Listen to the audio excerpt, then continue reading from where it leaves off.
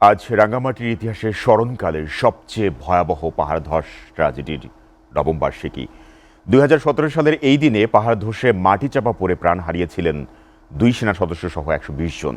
বিভীষিকাময় সেই ঘটনার ৯ বছর পেরিয়ে গেলেও এখনও মেঘের গর্জন কিংবা বৃষ্টির শব্দে বুক কাঁপে পাহাড়ের মানুষের। অভিযোগ রয়েছে, দীর্ঘ সময়েও ঝুঁকিপূর্ণ স্থানে বসবাসকারীদের স্থায়ী পুনর্বাসন করা হয়নি।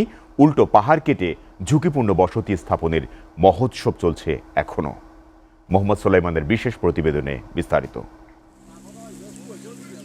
১৩ জুন ২০১৭ রাঙামাটিবাসীর ক্যালেন্ডারে এক অভিশপ্ত ও শোকাবহ দিন। টানা কয়েকদিনের ভারী বর্ষণে মুহূর্তের মধ্যে ধসে পড়ে পাহাড়ের বিশাল সব চূড়া। চোখের পলকে মাটি চাপা পড়ে ধ্বংসস্তূপে পরিণত হয় শহরের ভেদবেদী যুব উন্নয়ন, রূপনগর, শিমুলতলী ও কাপ্তাই উপজেলার বিস্তীর্ণ এলাকা। প্রকৃতির সেই নির্মম তাণ্ডবে অকালে ঝরে যায় ১২০টি তাজা প্রাণ। দেখতে দেখতে কেটে গেছে ৯টি বছর, কিন্তু স্বজনহারা মানুষের কান্না আর বুকফাটা আর্তনাদ আজও থামেনি পার্বত্য এই জনপদে।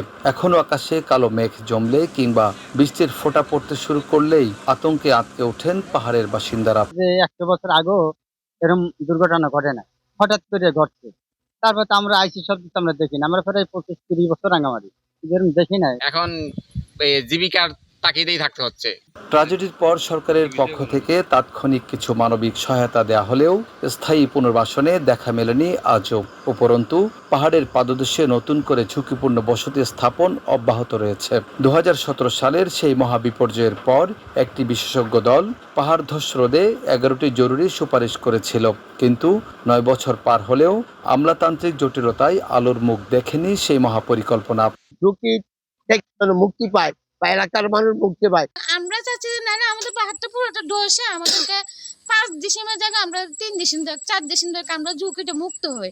স্থায়ী পুনর্বাসন নিয়ে দৃশ্যমান কোনো অগ্রগতি না থাকলেও প্রশাসনের দাবি বর্ষা মৌসুমে সম্ভাব্য ক্ষয়ক্ষতি এড়াতে এবং পাহাড়ের মানুষকে সচেতন করতে মাঠে কাজ করছেন তারা। ক্ষেত্রে কিছু কার্যক্রম আমরা গ্রহণও করেছি এবং কিছু বাস্তবায়নও হচ্ছে, কিন্তু তারপরেও আসলে জনসচেতনতার যে জায়গাটা, যে যেহেতু সরকারি পাহাড়গুলো এখানে অনেকগুলি খাস এবং খাস পাহাড়ের নিচে তারা দখল করে থাকছে। শুধু সাময়িক সচেতনতা কিংবা বর্ষা এলে মাইকিং করার চেনা সংস্কৃতিতে আর আস্থা রাখতে পারছেন না পাহাড়ের মানুষ।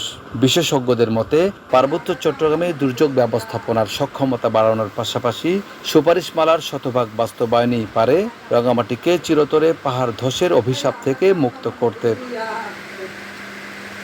মোহাম্মদ সোলাইমান, এসএ টিভি, রাঙামাটি।